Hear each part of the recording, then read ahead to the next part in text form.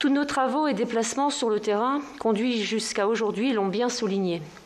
Si le phénomène du harcèlement en milieu scolaire est depuis une dizaine d'années reconnu et pour partie traité, tant au sein de l'établissement scolaire qu'avec les autres acteurs de la politique publique, sa dimension cyber en a radicalement changé la nature, la portée et donc les conséquences dramatiques sur les élèves. Le harcèlement tend alors à se disséminer, à se réfugier derrière un anonymat qui devient le terreau de toutes les lâchetés, ce qui en démultiplie les conséquences dévastatrices. Il ne s'arrête plus aux portes de l'école, du collège ou du lycée, mais crée un continuum qui ignore les lieux, les horaires et l'intime de la vie familiale pour nier le droit à la différence et au contraire la stigmatiser de façon inadmissible et surtout illégale. Il est alors indispensable d'agir immédiatement pour endiguer cette tsunami de haine et de violence. Ainsi, de façon positive, nous pourrons valoriser notre vouloir vivre ensemble. Je voulais donc vous remercier pour votre présence à cette table ronde qui réunit tous les grands réseaux sociaux. Je regrette aussi très vivement que l'un de vos partenaires, je veux parler de Twitter, n'ait pas pu ou pas voulu participer à notre table ronde. Et oui. Nos travaux au sein de la mission d'information, qui sont d'ailleurs intégralement accessibles sur le site du Sénat, l'ont en effet montré.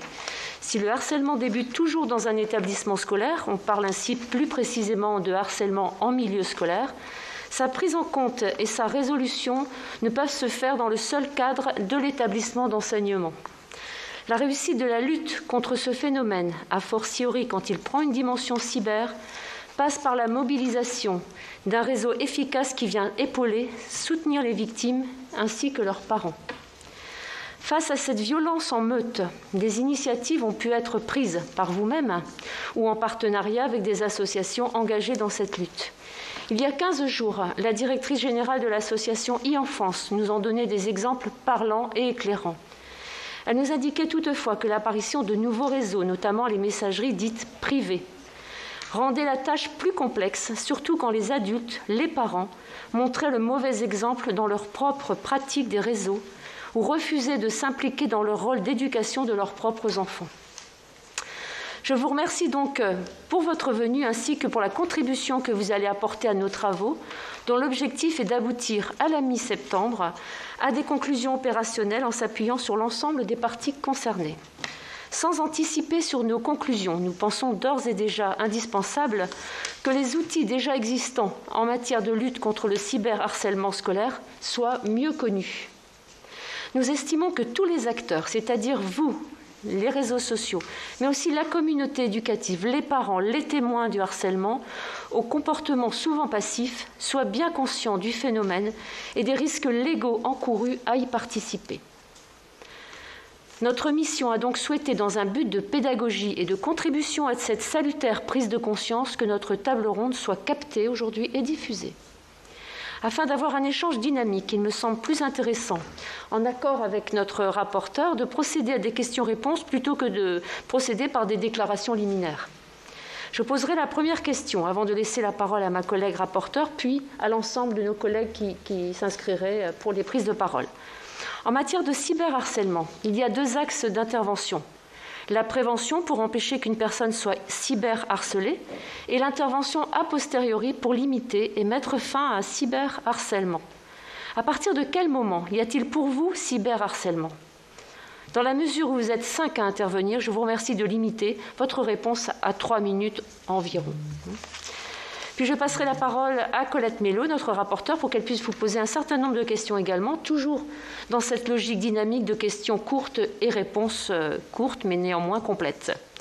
Je donnerai ensuite la parole à nos collègues qui la demanderaient. Voilà, je vous laisse répondre à cette première question si vous voulez bien. Écoutez, on va commencer peut-être par Madame Truffier. Je vous donne la parole, Madame. Présidente, Madame la rapporteure, Mesdames et Messieurs. Tout d'abord, je tenais à vous remercier de m'avoir conviée à cette mission autrement importante. Le harcèlement constitue pour Facebook et pour Instagram un sujet prioritaire sur lequel nous sommes pleinement mobilisés, et ce, depuis de nombreuses années. Lutter contre le cyberharcèlement, mais aussi assurer la protection des utilisateurs, veiller au bien-être des adolescents sur nos plateformes, constituent des priorités. Et si vous le voulez bien, j'aimerais commencer par répondre à cette question en rappelant et en revenant sur les politiques, sur les règles et sur les actions déployées par Facebook et par Instagram au cours de ces dernières années. Donc, nos actions en ce sens reposent sur 4 piliers essentiels. Tout d'abord, nous avons des politiques, sur lesquelles je vais revenir dans un petit instant. Ensuite, nous avons investi dans la technologie et nous avons développé des outils qui visent à limiter les interactions indésirables sur nos plateformes. Enfin, nous mettons à disposition de nombreuses ressources, à l'instar de guides de parents et de centres de sécurité sur lesquels je reviendrai, qui sont destinés à la fois aux éducateurs, vous l'avez dit, aux parents, mais aussi aux jeunes. Et enfin, nous nouons des partenariats avec des experts et des associations de premier plan pour nous aider à sensibiliser sur ce sujet. Si je peux revenir tout d'abord sur les politiques mises en œuvre par l'entreprise. Donc vous savez que nous avons des règles qui s'appellent les standards de la communauté qui dictent très clairement ce que nous autorisons et ce que nous n'autorisons pas sur nos plateformes. Le harcèlement, l'intimidation, mais aussi l'exploitation des enfants ou la nudité sont contraires à nos standards et sont donc interdits sur notre plateforme. Lorsque nous détectons des contenus qui se relèvent de ces sujets, nous prenons action directement sur ces contenus. Nous avons beaucoup investi justement dans la technologie, notamment en matière de détection proactive, pour nous aider à mieux identifier ces contenus et à les supprimer, et ce, dans un laps de temps plus restreint. Et je pense que nos efforts en ce sens ont commencé à payer et nos progrès sont notables. Si je peux me permettre de vous communiquer un chiffre de notre dernier rapport de transparence, donc que nous publions de façon trimestrielle, sur les contenus de cyberharcèlement, lors du premier trimestre de 2021, nous avons supprimé sur Facebook 8,8 millions de contenus. Sur Instagram, c'était 5,5 millions de contenus. Pour vous parler aussi de progrès sur les contenus, notamment de haine, parce qu'on sait que le harcèlement commence ou alors se termine avec la haine, là aussi, nous avons mesuré des progrès essentiels. Sur Facebook et sur Instagram, on a ce qu'on appelle le niveau de prévalence sur ces contenus. Aujourd'hui, il a drastiquement diminué et il se situe entre 0,05 et 0,06. Alors vous allez me dire, qu'est-ce que ça veut dire ? Eh bien, ça veut dire que sur 10 000 vues de contenu, seulement 5 ou 6 portent sur des contenus qui potentiellement seraient contraires à nos standards. Donc voilà les progrès que je voulais vous partager. Un dernier chiffre aussi sur la façon dont nous luttons contre les discours de haine. Le taux de détection proactive a considérablement augmenté. Cette année, nous avons recensé 97% des contenus en matière de discours de haine qui ont été détectés proactivement, c'est-à-dire avant même le signalement par un utilisateur. Ce chiffre, pour vous donner un comparatif, il était de 27% en 2017. Donc en 4 ans, il y a eu des progrès qui sont tout à fait notables. Je vois que mon temps est bientôt terminé, donc je reviendrai plus tard sur la partie outils, sur la partie ressources et sur la partie partenariat. Je vous remercie. Qui souhaite intervenir ? Monsieur Gognier ou Madame Bouchard ? Monsieur Gognier. Merci. Donc Jean Gognier de Snapchat. Je dirige les affaires publiques de Snapchat pour l'Europe et à côté donc il y a Sarah qui vient juste de rejoindre l'équipe. Alors on aura l'occasion de revenir dans le débat sur les chiffres, etc. Je voulais quand même en 1 minute, même moins, dire quelques mots sur Snapchat parce qu'il faut vraiment que vous voyez les plateformes en fait les plateformes ne se ressemblent pas. On pense qu'elles se ressemblent parce que les jeunes les utilisent, ils en prennent au moins 4-5 sur l'application, je suis sûr, de vos enfants, de vos amis, de vos cousins et autres. Il y a plein d'applications. Mais même si bien sûr on a tous la même envie de faire de notre mieux pour tout retirer et que les choses soient très très agréables, on n'a aussi rien à voir. Et notamment sur Snapchat, je ne suis pas sûr que vous soyez tous des utilisateurs et utilisatrices forcenés de Snapchat. Alors, en quelques mots, alors Snap en fait est très populaire en France. Il y a plus de 17 millions de personnes qui tous les jours l'utilisent, ce qui est beaucoup.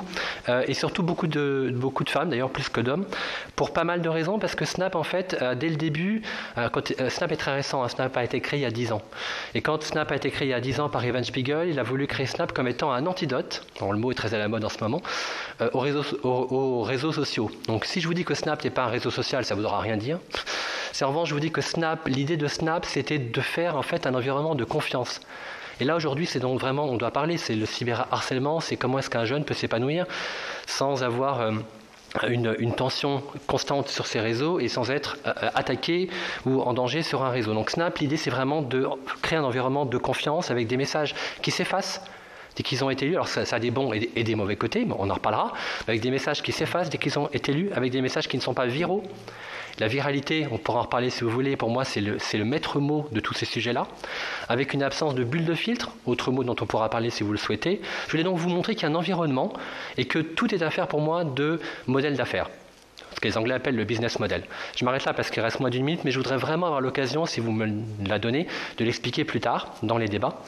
Après, sur ce que nous mettons en place, comme bien sûr ma collègue de Instagram, le harcèlement est interdit sur Snapchat, évidemment. C'est l'article 6 de nos CGU, enfin nos contrats d'utilisation. L'harcèlement, si jamais vous le voyez, il est très très simple. Il vous suffit d'appuyer sur n'importe quel message ou image que vous voyez. Et là, il y a un petit drapeau qui permet de notifier le harcèlement aux équipes de modération qui tout de suite le regardent, le retirent et agissent. Donc il reste très très peu de temps et on agit généralement dans l'heure. C'est vraiment quelque chose qui est très très important et quand on a en tête donc cet environnement de vie privée par défaut, moi je suis un ancien de la CNIL, j'étais il y a 20 ans déjà à la CNIL, donc c'est quelque chose de très important pour nous, cet aspect de protection et le fait qu'il n'y ait pas de viralité, j'aimerais vraiment tout à l'heure pouvoir en reparler, est fondamental. Il reste 3 secondes donc je préfère m'arrêter là. Merci. Et, alors, on a mis le compteur, mais on n'est pas à 30 secondes près non plus. Surtout, terminez vos propos comme il vous semble. C'est intéressant. Donc, voilà. Madame Bouchawa, voilà, comme vous le souhaitez. Oui. Je rajouterais surtout qu'on fait beaucoup de prévention et qu'on est en partenariat et en contact constant avec e-enfance, dont vous avez parlé tout à l'heure. Voilà. Madame la rapporteure, je vous laisse la parole. Merci. Pardon. Oui, excusez-moi. Voilà, il y a les personnes. Il y a nos correspondants de TikTok en visio. Je vous donne la parole. Merci, Madame la Présidente. Peut-être rappeler en quelques mots ce qu'est TikTok. C'est une application mobile de vidéos verticales de courte durée, entre 15 secondes et 1 minute, récemment étendue à 3 minutes pour les créateurs. C'est une entreprise qui a été créée en 2018, donc qui est très récente, qui a plusieurs bureaux en Europe, Dublin, Londres, Berlin et depuis 2019 Paris. On permet à tous nos utilisateurs de réaliser des vidéos créatives grâce à des outils de captation d'images, d'édition, grâce à des filtres et des effets, y compris en réalité augmentée. Et donc chacun peut partager des moments du quotidien, également ses passions. Et on encourage également les contenus culturels et éducatifs. On a par exemple une TikTok Academy qui réalise plus de 7,6 milliards de vues et des événements culturels comme Culture TikTok ou de concerts de musique. On va vous parler des règles de bord de modération en matière de cyberharcèlement et puis on reviendra sans doute à la faveur d'autres questions sur le détail de nos procédures. Donc Sarah va compléter, qui travaille auprès de moi sur ces questions. Oui, tout à fait, merci. Brièvement, on a évidemment des règles de modération concernant le harcèlement en ligne. Nos règles de communauté sont publiques, accessibles sur notre site internet ou via l'application et définissent ce qui est interdit sur TikTok.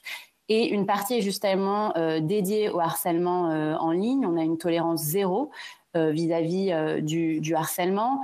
Et pour aller un peu plus dans les détails, on conçoit le harcèlement chez TikTok comme tout ce qui concerne un comportement abusif, le harcèlement sexuel ou encore les menaces de piratage et de chantage. Si vous le souhaitez, on peut détailler ces règles et on reviendra sur évidemment nos paramètres de sécurité et de confidentialité qu'on met à la disposition des utilisateurs pour justement les protéger des situations les plus à risque, notamment du cyberharcèlement et surtout des campagnes de sensibilisation que nous menons à la fois auprès de nos utilisateurs mais aussi auprès des parents parce que c'est un public fondamental en coopération avec à la fois des experts, des associations mais aussi les pouvoirs publics. Voilà.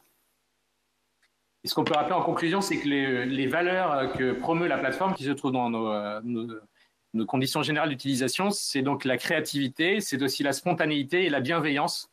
Ça, c'est extrêmement important et bien sûr la sécurité. Merci, messieurs, dames. Plus d'interventions pour le moment. Madame la rapporteure. Merci Madame la Présidente. Mesdames et Messieurs les représentants des réseaux sociaux, comme tous mes collègues, j'ai été très intéressée par vos premiers éléments de réponse. Permettez-moi de prolonger ce premier échange en vous faisant part de plusieurs de mes préoccupations. Nous allons procéder de la même façon par de courtes questions et réponses. Tout d'abord, le cyberharcèlement est-il explicitement mentionné et interdit par vos conditions générales d'utilisation? Avez-vous des modérateurs, vous venez d'en parler, qui interviennent en matière de cyberharcèlement, comme vous pouvez intervenir dans d'autres domaines, le terrorisme par exemple, pour supprimer des contenus? Si oui, sont-ils situés en France ou centralisés au niveau européen, voire mondial? J'apporte ce complément car il me semble qu'il y a une part culturelle importante dans la façon de gérer cette problématique. Je vous invite à répondre de manière concise à ces premières questions. Merci Madame la rapporteure. Qui souhaite se lancer dans les réponses? Madame Truffier? D'abord, pour répondre à votre question, oui, en effet, le cyberharcèlement, c'est explicitement mentionné dans ce qu'on appelle les standards de la communauté, ce dont je viens de vous parler. Donc, nos règles sur ce qui est autorisé ou non sur la plateforme, c'est explicitement mentionné, c'est interdit. Nous ne tolérons pas ces comportements, notamment parce que nous pensons que cela ne met pas les utilisateurs en confiance, ils ne se sentent pas respectés, ils ne se sentent pas en sécurité sur la plateforme. Donc, c'est explicitement mentionné, voilà, c'est interdit sur la plateforme. Je ne peux pas être plus claire. Maintenant, sur la question des modérateurs. Donc, je le disais, nous avons beaucoup investi pour améliorer nos techniques de modération. Aujourd'hui, nous avons des équipes de sécurité qui comptent plus de 35 000 personnes dans le monde. Et en fait, concernant les contenus et pour s'assurer qu'ils enfreignent ou non nos standards de la communauté, nous avons recours à un mix entre une revue qui est humaine et une revue qui est par de l'intelligence artificielle.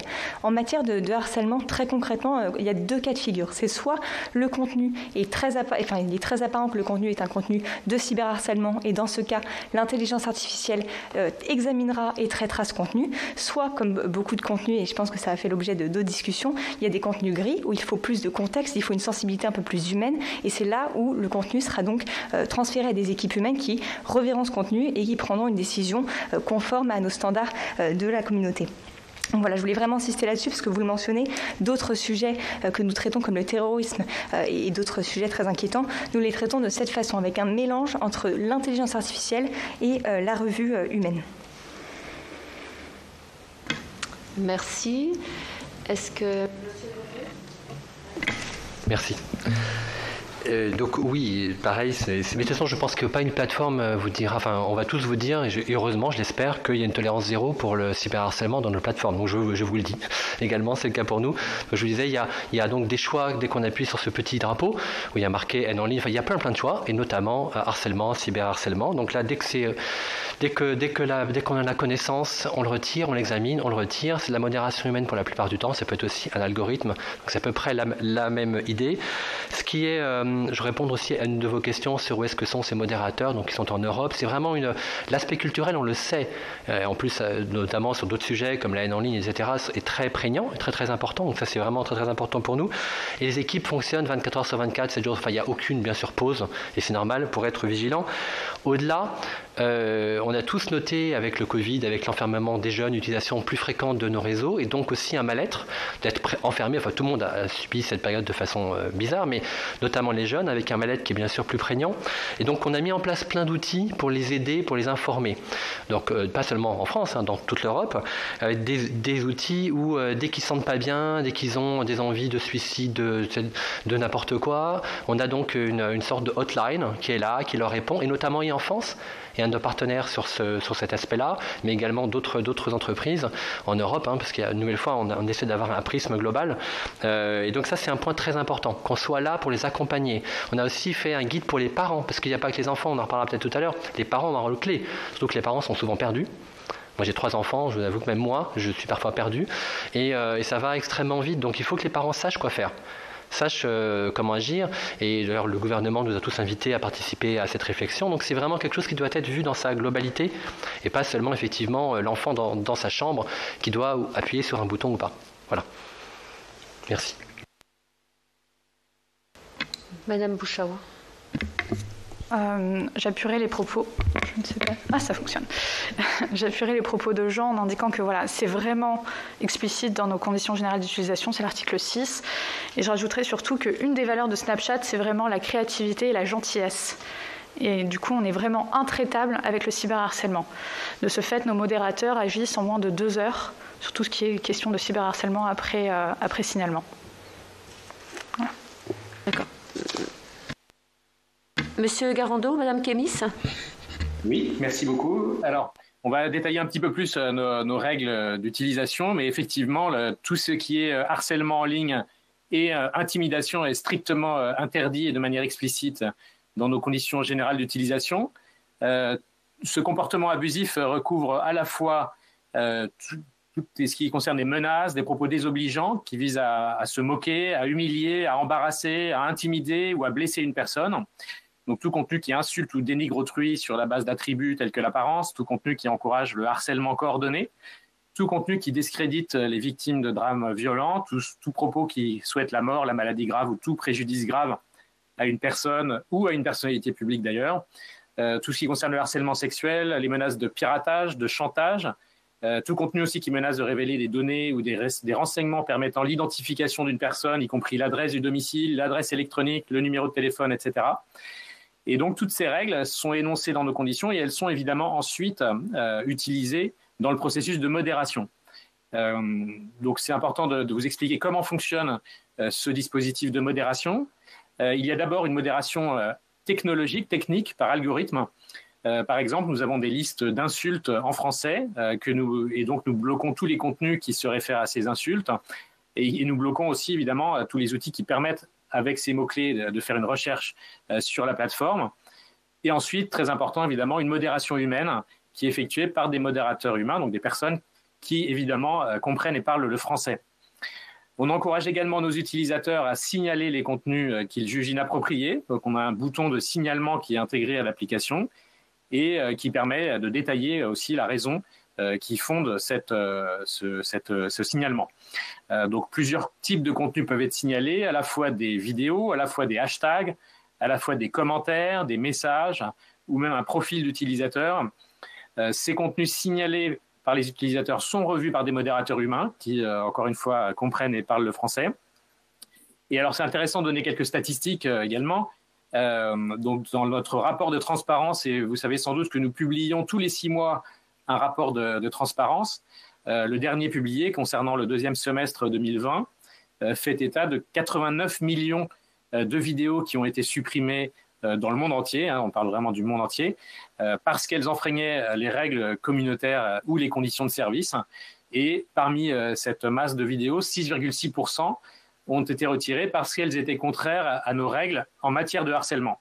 Alors ça peut sembler beaucoup, 89 millions. Il faut savoir que ça veut dire à peu près 1% de toutes les vidéos téléchargées sur TikTok. Donc inversement, ça veut dire que 99% des vidéos, elles, respectent nos conditions. Et comme je le disais tout à l'heure, les gens viennent en général sur TikTok pour s'exprimer, se mettre en scène et partager des passions et pas pour critiquer le voisin. Important aussi de mentionner que 92% des vidéos ont été supprimées avant de faire l'objet d'un signalement, et que 83% l'ont été avant d'être visionnées ne serait-ce qu'une fois, et que 93,5% ont été retirés moins de 24 heures après leur mise en ligne. Nous avons un centre de sécurité qui a été ouvert en Europe, à Dublin, où nous avons des équipes dédiées à la sécurité de la plateforme, et ce qui garantit un suivi 24 heures sur 24, pendant 365 jours par an. Voilà, je ne veux pas parler trop longtemps, mais nous avons aussi des paramètres de sécurité à la disposition des utilisateurs. Peut-être que j'y reviendrai dans un deuxième temps.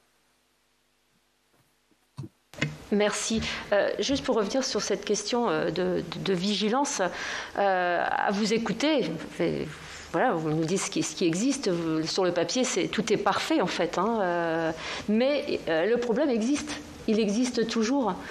Et d'ailleurs, le ministre de l'Éducation nationale indiquait récemment, le 18 mai, que le cyberharcèlement ne recule pas.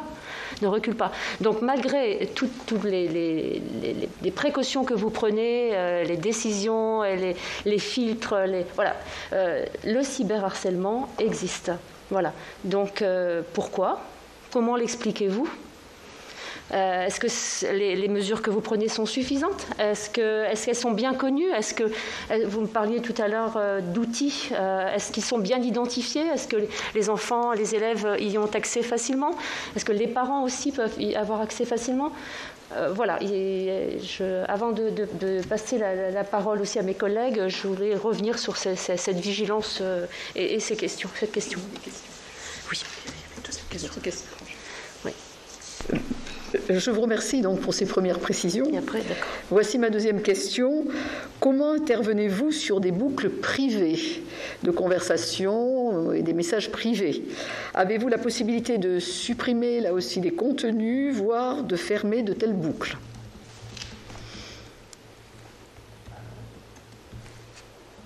Peut-être répondre à ces deux questions. Qui souhaite commencer? On va faire dans le même ordre. Oui. Alors moi je parlerai en tant que de messagerie, donc Messenger et Instagram. Je ne parlerai pas de WhatsApp parce que je ne suis pas en charge de cette plateforme. Comme vous le savez, c'est des messageries qui ont été designées, enfin on dit ça, c'est un terme très anglicisme, hein, mais qui ont le privacy by design, c'est-à-dire que ce sont des conversations qui sont privées et donc du coup nous n'avons pas accès au contenu de ces conversations. Par contre, je vais en profiter pour revenir sur les outils que je n'ai pas pu détailler juste avant. Nous avons des outils de signalement très forts. Aujourd'hui, vous pouvez tout signaler sur nos plateformes, que ce soit un message, que ce soit ce qu'on appelle une story qui est un produit Instagram et Facebook, que ce soit un compte, que ce soit un profil, vous pouvez tout signaler. Et en fait, comment ça se passe? Encore une fois, ce contenu est examiné par nos équipes de modération et de sécurité. S'il enfreint nos règles, il sera alors supprimé.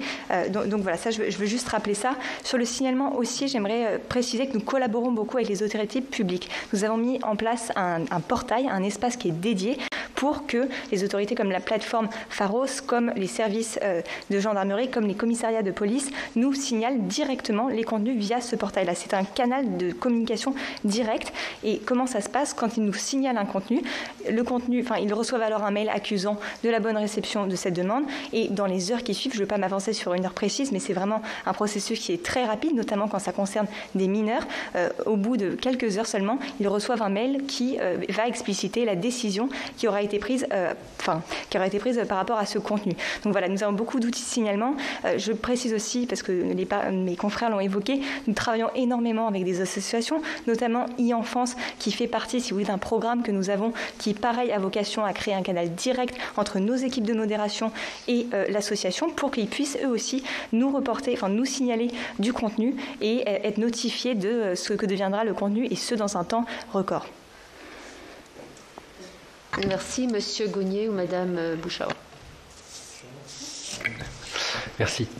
Alors le sujet que vous parlez là de la messagerie privée et de l'aspect privé est un vrai sujet de fond qui n'est pas nouveau, puisque quand on regarde le code des postes et télécoms L32.3, donc on n'a pas le droit, nous, de pouvoir y intervenir, puisque c'est du privé, c'est comme un message par SMS.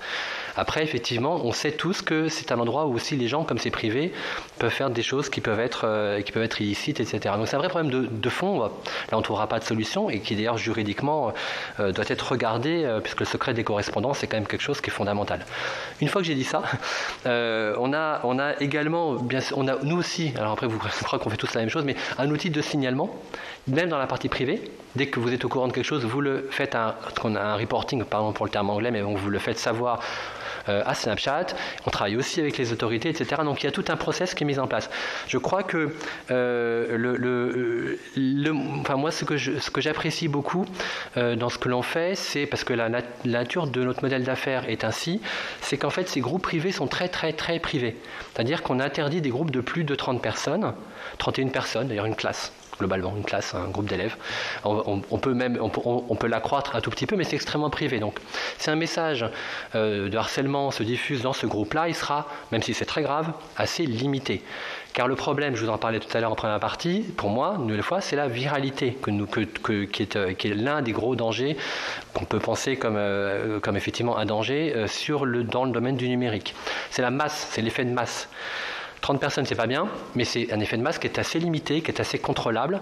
Et en ajoute de cela, le contenu qui fera l'objet donc d'un harcèlement éventuel ne pourra pas être viralisé. C'est-à-dire qu'il ne sortira pas de la plateforme de Snap. Il est malheureusement viralisé quand quelqu'un qui est sur Snapchat fait une capture d'écran de ce contenu et le met sur un autre sur un autre réseau social. Et là, on ne peut pas, bien sûr, on ne peut rien faire. Alors, sachez quand même que Snap a une modalité où les gens, dans le groupe d'amis, disons que si on est 30 personnes, si on est tous ensemble et on se crée un groupe Snapchat, dès que quelqu'un diffuse hors de ce groupe d'amis quelque chose, vous serez tous au courant. On aura tous une notification qui dit Jean, il n'a pas respecté le contrat de confiance, il a diffusé hors de groupe d'amis une photo qui a été prise par ce groupe d'amis. Donc après, à nous tous de prendre la décision de le bannir du groupe ou de faire ce qu'on veut. Il y a vraiment l'idée de confiance dans ce groupe d'amis. Et donc on ne peut pas viraliser le contenu. Après, malheureusement, sur d'autres plateformes, il peut l'être. C'est un autre problème de fond, d'ailleurs, dont il faudra qu'on parle, dont je vous ai parlé déjà, de cette diffusion massive de contenu à l'instant par la viralisation. Merci, Madame Bouchawa. Merci. Donc, Monsieur Garando, Madame Kémis. Oui, merci. Alors, TikTok intègre bien une messagerie privée, mais cette messagerie privée, élément extrêmement important, est interdite par défaut aux utilisateurs de moins de 16 ans.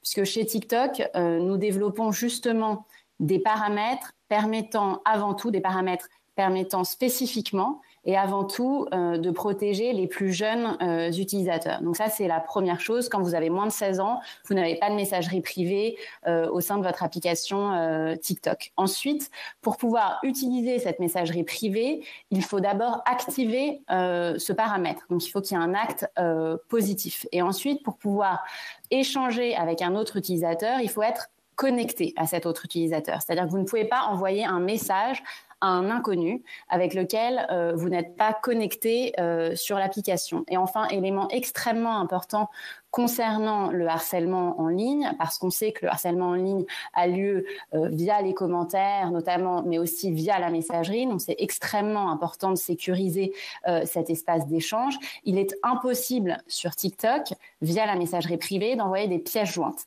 c'est-à-dire des fichiers texte, des fichiers audio, des fichiers vidéo, pour justement éviter des situations de cyberharcèlement, de revenge porn, par exemple. Donc voilà sur la messagerie privée, même chose que ce qu'ont dit les intervenants précédents. Les messages privés sur TikTok constituent une communication donc privée entre deux individus. Et pour terminer, puisque ça a été mentionné aussi par les intervenants précédents, nous sommes partenaires officiels d'e-enfance depuis septembre 2020. Nous travaillons avec l'association depuis 2 ans, depuis l'ouverture du bureau. Donc c'est une coopération extrêmement régulière. Et là aussi, on a mis à disposition donc d'e-enfance un canal de signalement dédié, c'est-à-dire que e-enfance, lorsque e-enfance nous signale des contenus, nous les retirons en priorité. Et nous les retirons pour répondre à une des questions du questionnaire directement, sans regarder l'état du contenu, puisque e-enfance est justement un partenaire de confiance. Voilà, mais on reviendra peut-être plus en détail sur ce partenariat. Merci beaucoup. Dernière question. Oui, Madame la rapporteure, votre dernière question. Oui, alors, avant de laisser la parole à mes collègues, je souhaite donc aller un petit peu plus en profondeur sur les conditions d'utilisation de vos services, parce qu'il y a des conditions d'utilisation, mais est-ce qu'elles sont vraiment prises en compte par les utilisateurs? Quelles preuves peut-on avoir? Après avoir rappelé l'âge minimal d'utilisation de chacun de vos services, pouvez-vous nous indiquer si vous avez une politique particulière afin de s'assurer que les personnes qui s'inscrivent sur vos réseaux respectent ces âges minimums? Procédez-vous à des fermetures de comptes si vous vous apercevez donc que ce n'est pas le cas, et si on vous le signale? Voilà, que faites-vous lorsque le compte est détenu par un mineur qui ne respecte pas ces conditions d'âge minimal? Madame Truchet, on va continuer l'ordre. Voilà. Donc j'aimerais commencer ce propos par rappeler qu'il faut avoir au moins 13 ans pour avoir un compte sur Facebook ou sur Instagram. Et d'ailleurs, quand une personne, un nouvel utilisateur, s'inscrit sur l'une ou l'autre des plateformes, il doit absolument indiquer son âge lors de l'inscription. Naturellement, la plupart des gens ne mentent pas sur leur âge et donnent leur âge authentique. Mais nous sommes conscients que certaines personnes mentent, ne donnent pas leur âge authentique pour avoir accès à nos services. Comment on fait face à cela? C'est une vraie question. À ce stade, il y a plusieurs actions de notre côté. Tout d'abord, le signalement. Je reviens là-dessus, je sais que je me répète, mais il y a le signalement qui est proactif de la part de nos équipes de sécurité qui, s'ils voient un compte qui peut appartenir à une personne de moins de 13 ans, alors ce compte sera placé dans ce qu'on appelle un point de contrôle et l'utilisateur, enfin le propriétaire de ce compte, devra justifier de son âge en fournissant une preuve d'identité pour récupérer l'accès à son compte. Ça, c'est la première chose. Le second signalement qui est possible, c'est le signalement par un utilisateur, par vous et moi qui tombez sur un compte et si vous avez un doute, si vous pensez que ce compte, encore une fois, peut s'apparenter à appartenir à un mineur, même situation, ce compte, vous le signalez et il sera mis dans ce point de contrôle et de nouveau, il faudra fournir une preuve pour que l'utilisateur récupère son compte. Maintenant, c'est un défi, et je pense que tous mes confrères aujourd'hui diront la même chose, c'est un défi qui est commun à tous les acteurs du secteur. La vérification de l'âge, c'est compliqué. Donc ce que nous faisons pour avoir une approche encore plus proactive sur ce sujet, c'est de développer des technologies d'intelligence artificielle qui pourraient nous aider en fait à détecter ce qu'on appelle des signaux faibles, qui pourraient par exemple être des messages sur le fil d'actualité en relation, relatif à l'anniversaire de cette personne, qui pourraient donner une indication, qui sont aussi des interactions avec certaines pages ou certains contenus. Et en fait, donc ces signaux faibles nous permettraient de détecter plus proactivement les comptes qui appartiendraient à des personnes de moins de 13 ans et donc du coup de les supprimer. Merci. Monsieur Gognier. Oui, merci. Alors, je vais également vous dire que c'est 13 ans, mais 13 ans, c'est l'âge légal, donc on va tous interdire l'usage en ça de 13 ans. Enfin, ça me paraît normal et logique. Vous savez qu'en revanche, il n'y a pas d'harmonisation européenne sur ça. Donc, il y a des pays en Europe qui utilisent plus âgés, donc c'est un vrai casse-tête. Ce sujet-là, de l'âge et de la vérification de l'âge, évidemment, c'est interdit chez nous en deçà de 13 ans. On est très vigilant, on retire les comptes. C'est un vrai problème de fond dont on a commencé à parler, parce que la plupart d'entre nous sont également signataires de la charte Taquet, je l'appelle, mais pour lutter contre les contenus pornographiques pour les mineurs, qui est très très importante également pour nous toutes et tous. Et dans ces débats-là, et moi c'est un débat que j'aimerais bien qu'on ait aussi en France, on a commencé à parler de la notion de chaîne de valeur. C'est-à-dire que globalement, pour une plateforme, de vérifier l'âge de la personne qui va être en ligne, c'est du déclaratif pour la plupart du temps, donc elle ne peut pas vraiment vérifier l'âge, elle compte sur la bonne foi, et après il y a des outils de contrôle, on l'a vu. Je pense qu'il faut vraiment voir ça comme une chaîne de valeur en amont et en aval. C'est-à-dire qu'il faut, je pense, si on veut vraiment lutter contre, mais c'est pas le sujet, mais je voudrais quand même qu'on en parle une seconde, sur l'âge, il faut des outils de vérification de contrôle de l'âge, des outils de contrôle parentaux, et pour ça il faut voir en fait au début, à la source, je dirais pas à la source du mal, mais au début de là où c'est vraiment créé, c'est-à-dire que globalement, un mineur, il est rare qu'il aille de lui-même acheter un téléphone portable dans une boutique, généralement il est accompagné de ses parents, donc il faut qu'au moment de l'achat, alors si c'est en ligne c'est autre chose, mais si au moment de l'achat en physique dans une boutique, je ne donnerai pas de nom, mais il y en a plein, il faudrait que donc les parents qui sont là, il faudrait qu'il y ait une sorte de moment où le vendeur explique comment peuvent être mis en place des outils de contrôle parentaux, parce qu'il faut que ça puisse se faire savoir. Ces outils existent, et SFR et les autres partenaires de la charte les mettent en place, simplement très peu de parents, les connaissent, les téléchargent. Et même si je refais une étape avant d'aller dans la boutique, il y a l'étape de la construction. Il faudrait que tous les constructeurs, je ne veux pas non plus il faut vraiment que vous voyez que c'est une chaîne globale, que les constructeurs eux-mêmes puissent mettre en place des safeguards, des garde-fous et des outils de contrôle. Il faudrait même parce que globalement 95% du marché c'est deux apps, c'est Apple et Google, il faut que globalement ces acteurs-là puissent également mettre en place des outils pour empêcher qu'après qu'un enfant qui est moins de 13 ans puisse avoir accès à ces outils-là. Vous voyez, c'est beaucoup d'acteurs et sincèrement, malheureusement, c'est très très très compliqué. Nous on est, je pense, en bout de course, on fait ce qu'on, je pense, on peut, mais il y a toute une action en amont qu'il faut vraiment faire et qui est très importante. Madame Bouchaoua, vous voulez ajouter quelque chose ou non? Donc, Monsieur Garando, Madame Kémis pour TikTok. Merci, Madame la Présidente. Je réagis tout d'abord à ce que vous indiquiez à l'instant sur le fait qu'à nous entendre, on pouvait avoir l'impression que tout est parfait. Nous avons parfaitement conscience que rien n'est jamais parfait et qu'il y a beaucoup d'astuces, y compris des jeunes utilisateurs pour essayer parfois de contourner les règles.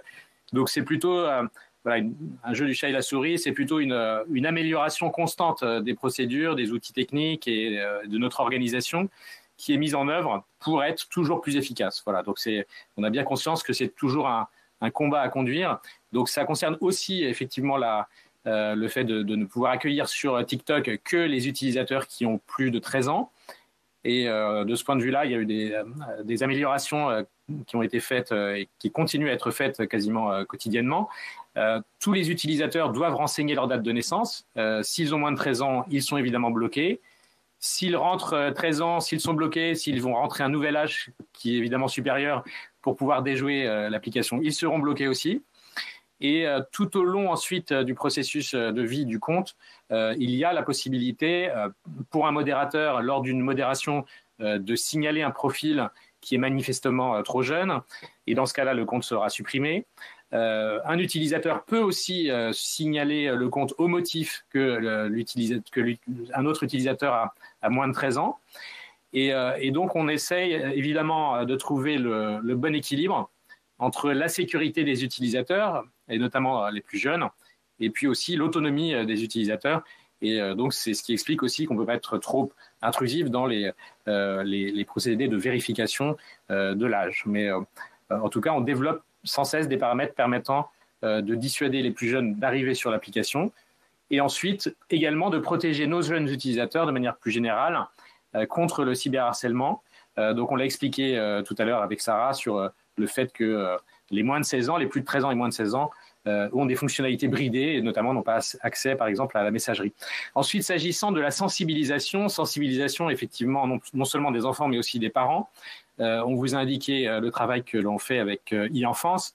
On organise aussi des sessions en ligne qui s'adressent à tous les utilisateurs et on a quand même beaucoup d'utilisateurs qui ne sont plus jeunes et qui ont même plus de 25 ans et donc qui peuvent être aussi sensibles à ces messages. Et donc, par exemple, on a accueilli le ministre de l'Éducation, Jean-Michel Blanquer, qui est venu parler pendant plus d'une heure du bon usage d'Internet, des réseaux sociaux, et qui est venu échanger avec e-enfance d'ailleurs, avec nos utilisateurs. Voilà, donc on fait régulièrement des sessions de pédagogie en dehors de la plateforme et sur la plateforme.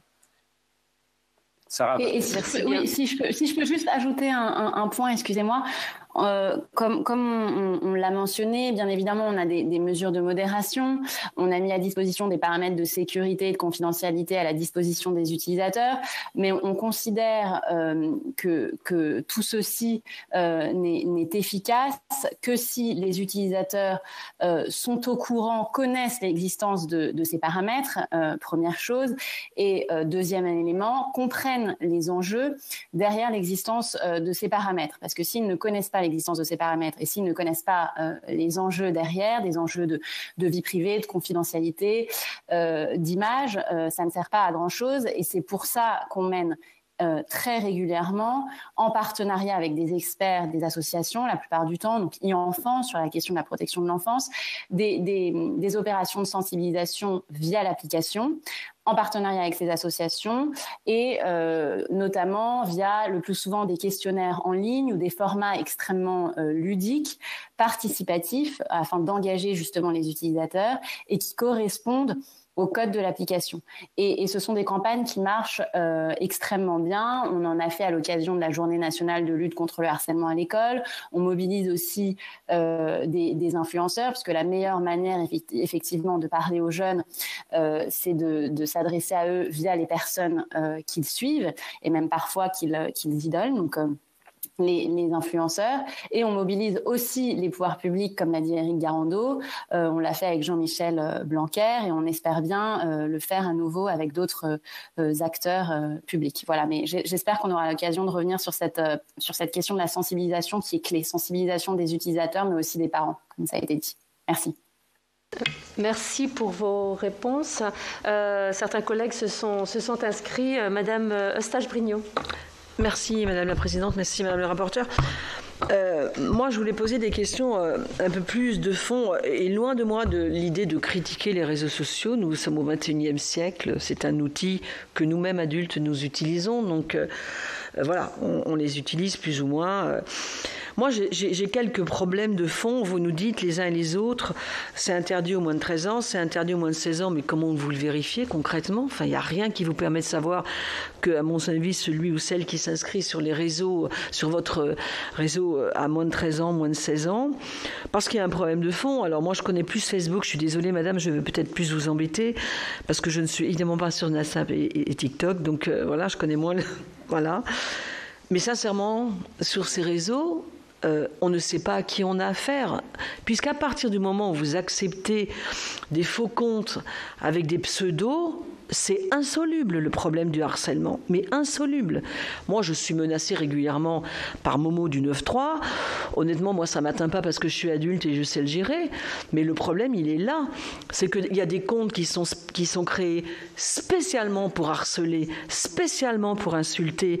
Et quand vous remontez le compte, il n'y a rien, il y a une photo, un machin, ça ne sert qu'à ça. Donc là, clairement, dans le cas du harcèlement entre adolescents, c'est quand même quelque chose d'extrêmement dangereux.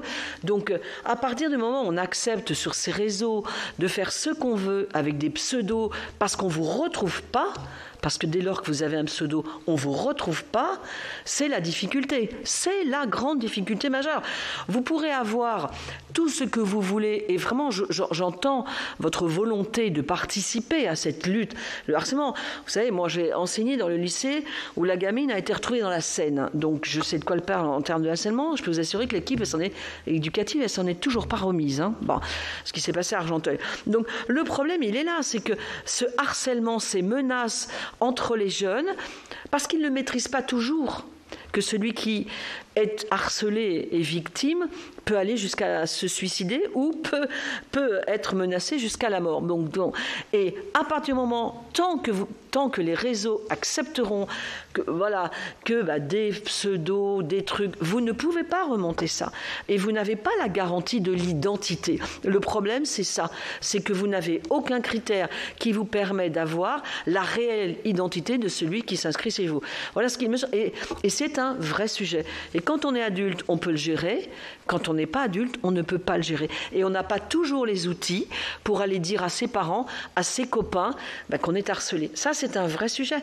Comment peut-on interdire les pseudos, cette espèce d'anonymat permanent qui vous donne cette légèreté que certains jeunes ne maîtrisent pas, d'aller menacer tout le monde sans rien craindre, parce qu'ils ne craignent rien et ils savent que comme ils sont avec des pseudos, on ne les retrouvera jamais.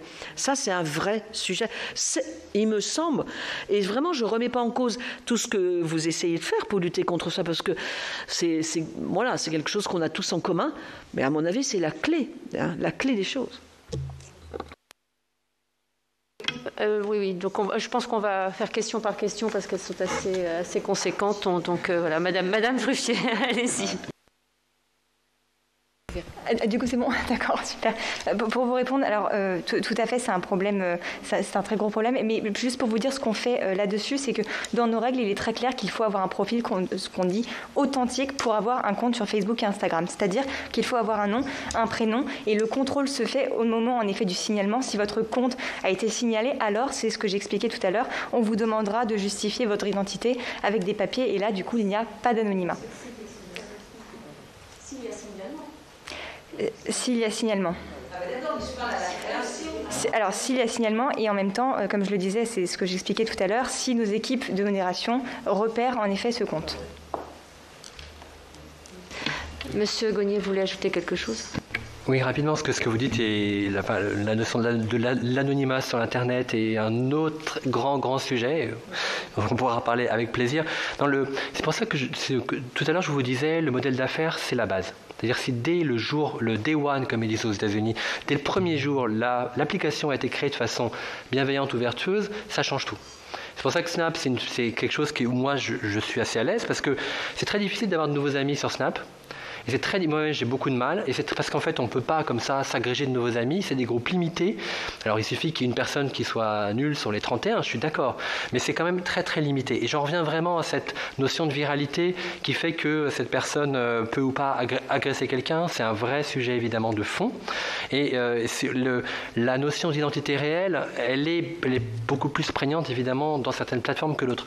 Au-delà, et on peut en parler, parce que je sais qu'il y a d'autres personnes qui veulent parler, au-delà, et c'est le point dont vous parlez, et c'est l'éducation.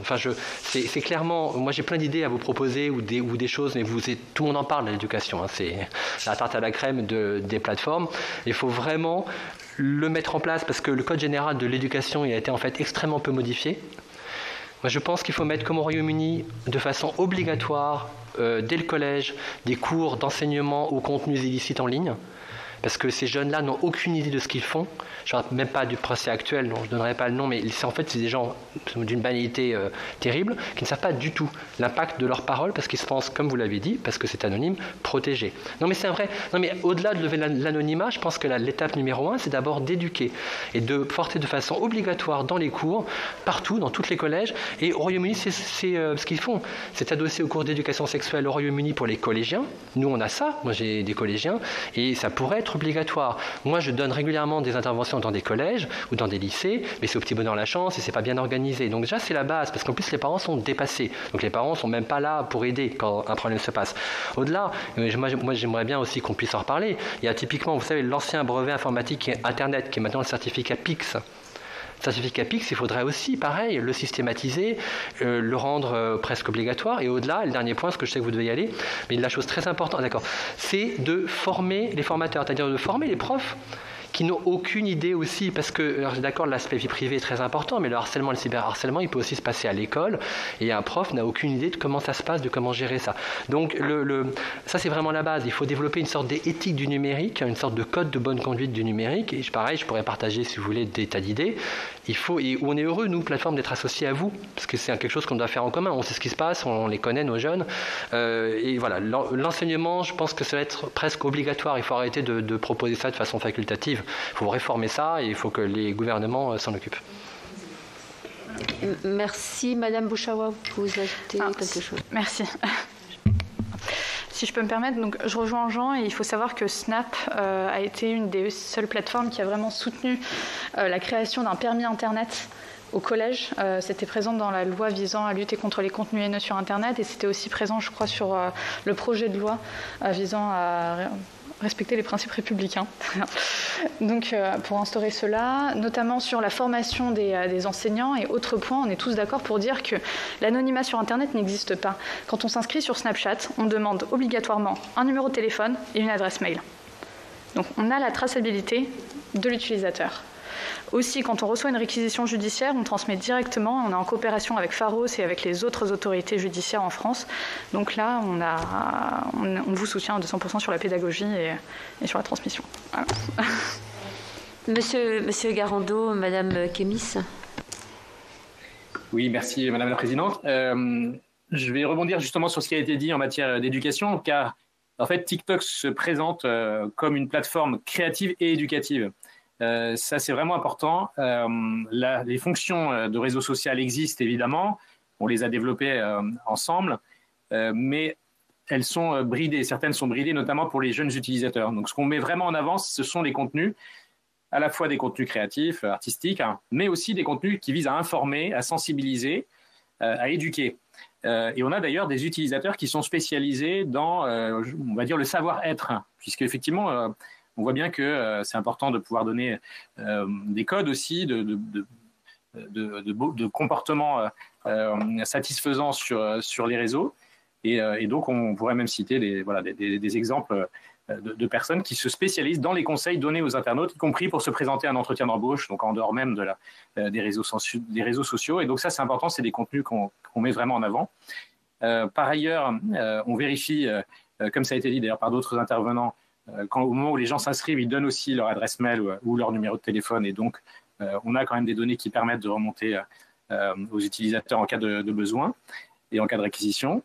Et puis, par ailleurs, c'est vrai que ce qui rend la chose difficile, c'est la nécessité de concilier plusieurs principes. C'est-à-dire qu'il faut effectivement protéger les utilisateurs, lutter contre les discours de haine ou d'intimidation. Et en même temps, il y a la liberté d'expression, il y a la protection de la vie privée, il y a la protection des données personnelles. Donc, c'est évidemment un équilibre que, d'ailleurs, vous-même êtes habitué à gérer dans votre travail législatif. Et donc, on essaie de mettre le curseur au bon endroit. Et évidemment, on utilise tout ce que vous nous donnez comme recommandation pour continuer à faire évoluer nos mécanismes. Mais on est tout à fait d'accord avec le fait que c'est la sensibilisation, l'éducation qui sont la clé. Et donc, encore une fois, c'est pour ça qu'on encourage toutes les personnes qui peuvent apporter ces messages de bon comportement à être présents sur notre plateforme et à communiquer proactivement et positivement en direction de nos utilisateurs. J'ajoute que pour une personne qui se sentirait harcelée sur TikTok, On vous l'a dit, c'est quand même assez facile de supprimer les commentaires ou même de supprimer tout simplement l'accès de cette personne à son propre compte. Et une fois que c'est fait définitivement. Merci. Madame Kémis, vous avez ajouté quelque chose ou c'est bon? Non.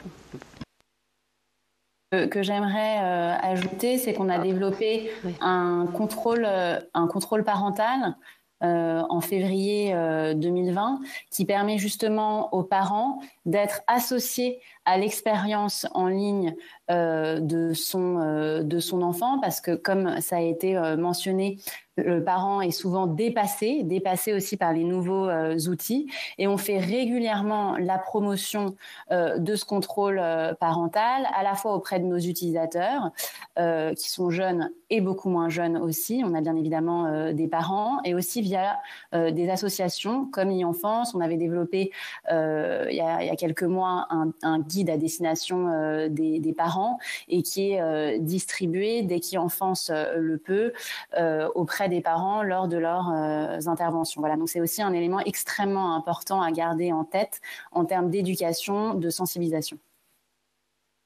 Sur les pseudos, oui. On n'a pas répondu. Pourquoi on n'interdit pas les pseudos? C'est une question de fond.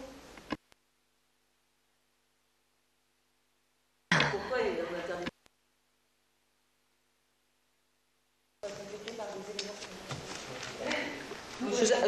C'est juste une question, parce que c'est quand même un vrai sujet. Encore une fois, ce que nos règles disent, c'est que nous acceptons uniquement des profils enfin, et par authentique, on entend un nom et un prénom. Et encore une fois, si on peut, si vous voulez que je revienne sur la question des pseudos. On peut tricher surtout. C'est vrai qu'il y a aussi des personnes qui ne mettent pas leurs photos. Mais alors il y a un pseudo et il n'y a pas de photo. Qui vient vous dire, j'espère que...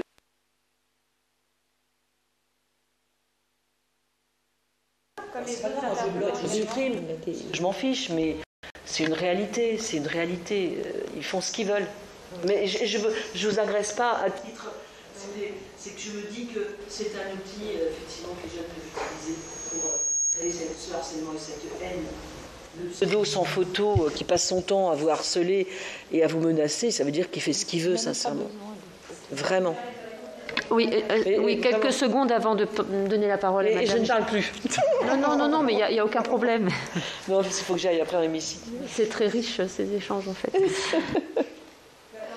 Pour répondre également, comme nos intervenants l'ont déjà mentionné, nous avons aussi l'obligation, il faut absolument renseigner une adresse email, un numéro, et je réinsiste encore une fois sur la collaboration avec les autorités publiques, parce que cette collaboration, quand il y a des demandes dans un cadre très précis sur des faits que vous mentionnez, nous collaborons avec ces institutions et nous partageons d'ailleurs des données dans un cadre légal qui sont autorisées à fournir, par exemple l'adresse IP de la personne, du harceleur ou de la personne qui a causé du tort, l'adresse email, le numéro de téléphone, le nom et le prénom. Donc nous fournissons toutes ces données personnelles supplémentaires dans le cadre, bien sûr, dans le cadre très spécifique de requêtes judiciaires.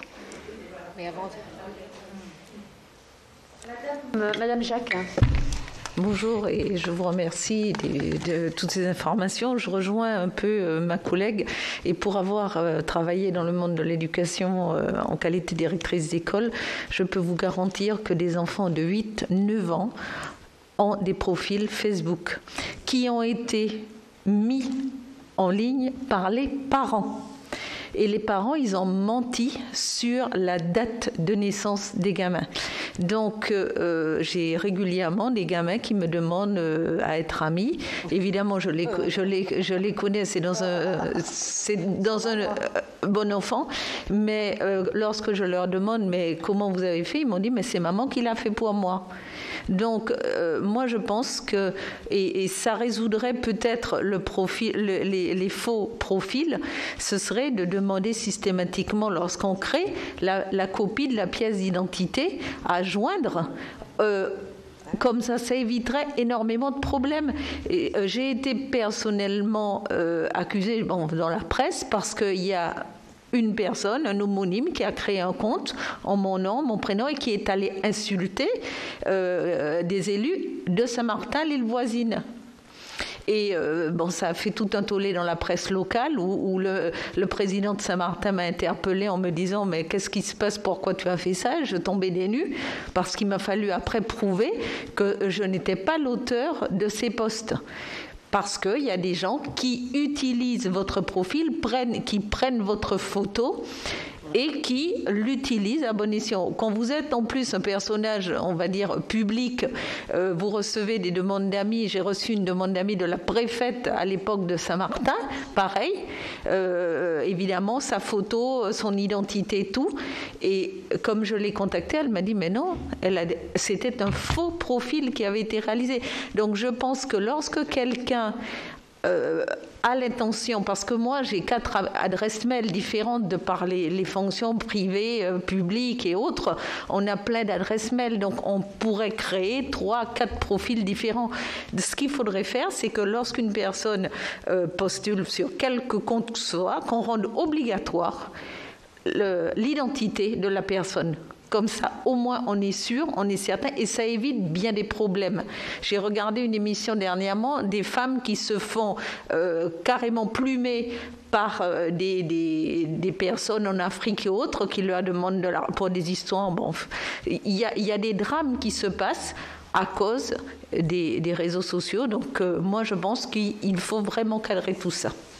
Donc c'était la question, et pour répondre aussi, je sais qu'on ne peut pas empêcher, surtout avec la pandémie, ça a été, les réseaux sociaux ont quand même aidé dans le lien entre les jeunes.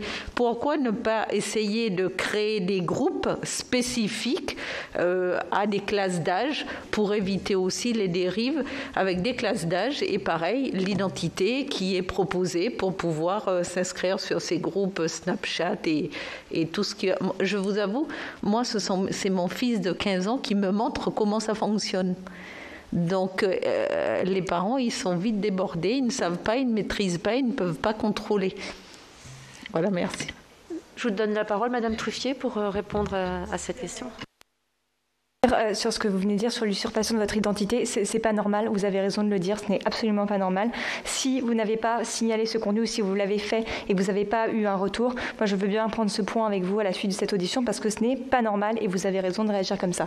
Sur la deuxième chose, je pense que, et encore une fois mes confrères l'ont déjà évoqué plusieurs fois, il y a un vrai enjeu de sensibilisation et vous l'avez dit quand vous me dites c'est les parents qui ont créé le compte pour les enfants, c'est pas normal et ça montre qu'ils n'ont pas assez connaissance de nos politiques et de comment utiliser nos outils, etc. C'est un travail que nous faisons beaucoup. Encore une fois, je ne vais pas me répéter, nous travaillons avec e-enfance. Nous soutenons des campagnes nationales sur le cyberharcèlement. Nous soutenons le 3018, le numéro, encore une fois, de e-enfance. Nous avons créé, comme nos confrères, des guides destinés aux parents pour les éduquer à non seulement avoir des discussions avec les parents sur leur sécurité en ligne, mais aussi des guides pour éduquer les parents eux-mêmes, en fait, sur le fonctionnement des plateformes, quelles sont les politiques qui ont été mises en place, les outils à disposition des parents pour contrôler l'usage et encourager les enfants à avoir un usage modéré, mais aussi voilà, tout ce qui tourne autour de ces sujets et de comment surtout avoir ces discussions, parce que parfois ça passe par ça, de discuter directement à son enfant et de l'informer. Aujourd'hui, et mes confrères l'ont dit, les parents sont presque moins informés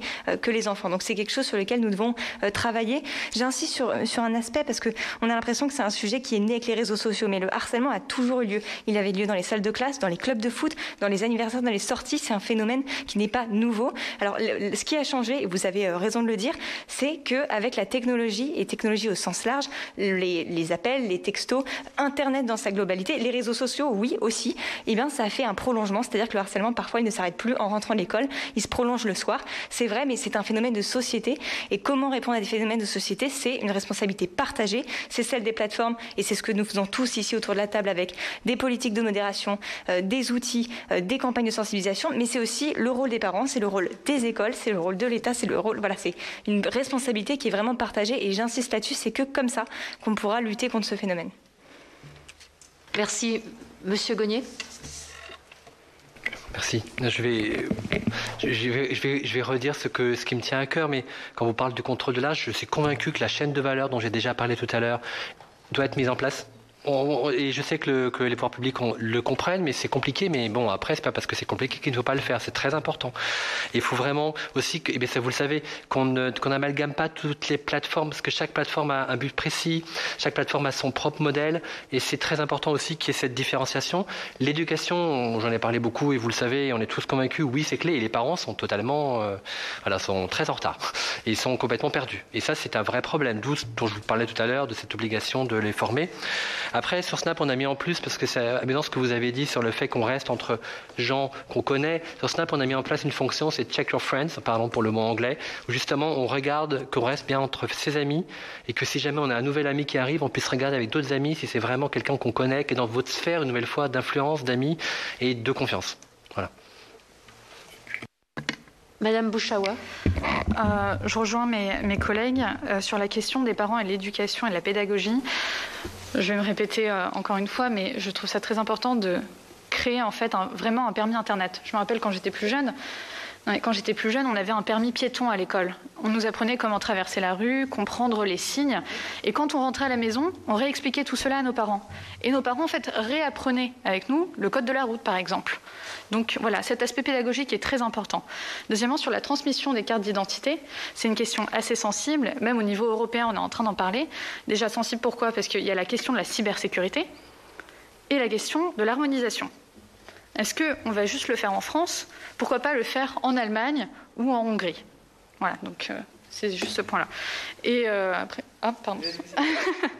Et encore une fois, aussi chez Snapchat, on crée certaines activités, par exemple le Check My Friend List, où quotidiennement on rappelle à nos utilisateurs, voilà, veuillez revérifier encore une fois votre liste d'amis. Est-ce que telle personne est encore votre amie ou est-ce que vous connaissez cette personne-ci ?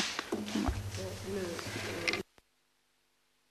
Pour le permis informatique, bon, il y a le B2I, mais il y a le permis informatique, la charte de l'Internet, qui existe déjà depuis pas mal d'années, qui est mis en œuvre dans les établissements scolaires.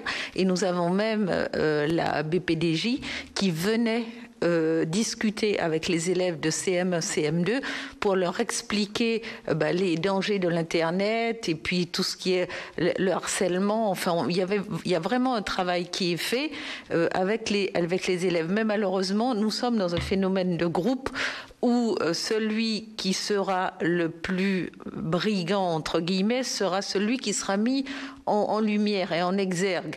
Et lorsqu'ils arrivent au collège, évidemment, si on veut faire partie du groupe, il nous faut avoir un comportement comme les autres.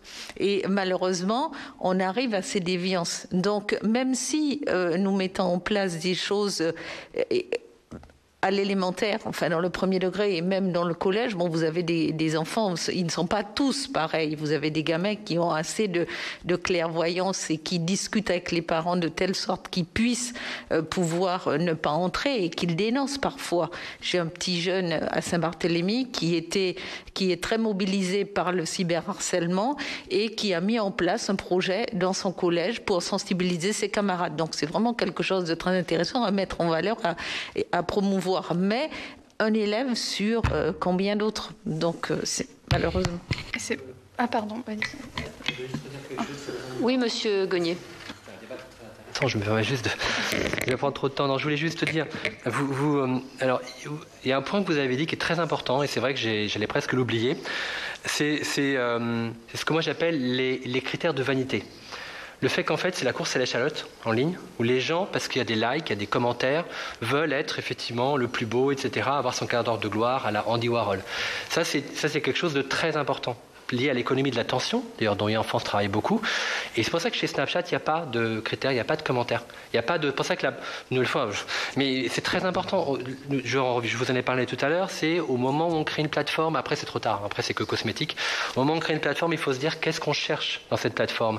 Cette viralité et ces critères de vanité qui sont très importants, donc merci d'en avoir parlé, sont, je pense, une des choses qui fait que le harcèlement, le cyberharcèlement, peut être parfois décuplé et très dangereux. Parce qu'effectivement, quelqu'un, comme vous l'avez dit, qui est une superstar dans son collège parce qu'il a plein de followers, il peut faire ce qu'il veut. Et c'est très dangereux. Donc, c'est pour ça qu'il faut vraiment les bannir.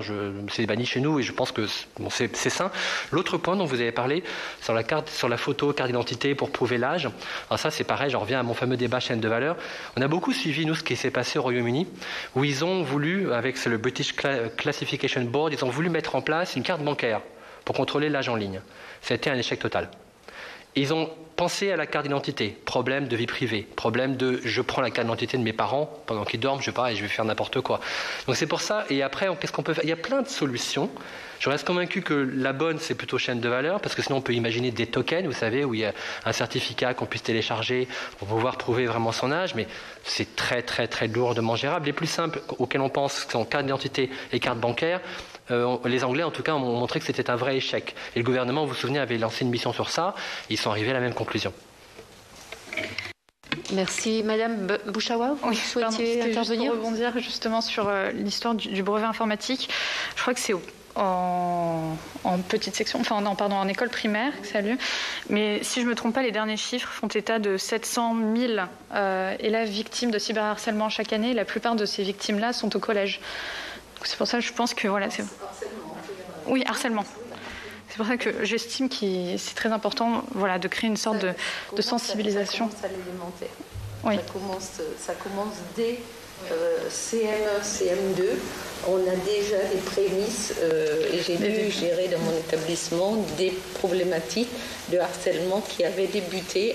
Bon, oui. En fait, quand on parle, nous, en qualité d'adulte, nous voyons que c'est du harcèlement. Oui. Pour les gamins, c'est un jeu. Et ils ne se rendent pas compte de l'impact qu'ils ont sur le camarade qui subit. Parce que très vite, les autres, ils entrent dans la boucle. Et ça part très très vite. Merci. Est-ce que Monsieur Garando, Madame Kémis souhaitait intervenir? Peut-être rappeler que... on vient sur TikTok, encore une fois, pour faire les plus belles vidéos, souvent pour les faire ensemble. Donc, il y a une notion aussi de collectif et de collectif pour faire un travail artistique. Donc, c'est vraiment ça les valeurs de la plateforme. Et de plus en plus, on y vient pour s'informer, pour se former, pour trouver un emploi. On a fait une mission emploi il n'y a pas très longtemps qui a très bien marché. Et donc, c'est ce qui fait qu'on pense que, outre tous les outils techniques qu'on a mis en place sur la plateforme, le risque de se faire harceler sur notre plateforme est limité. Ça ne veut pas dire qu'il n'existe pas, mais il est limité.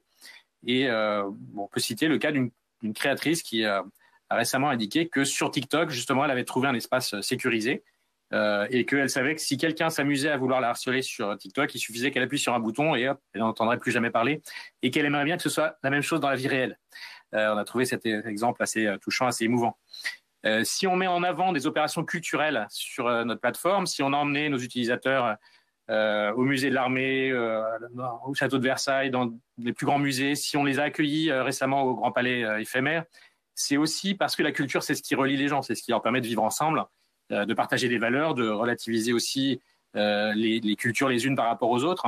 Et donc ça, on va continuer ce travail qui pour nous est fondamental, y compris pour inculquer ces valeurs de vouloir vivre ensemble et de savoir être en société.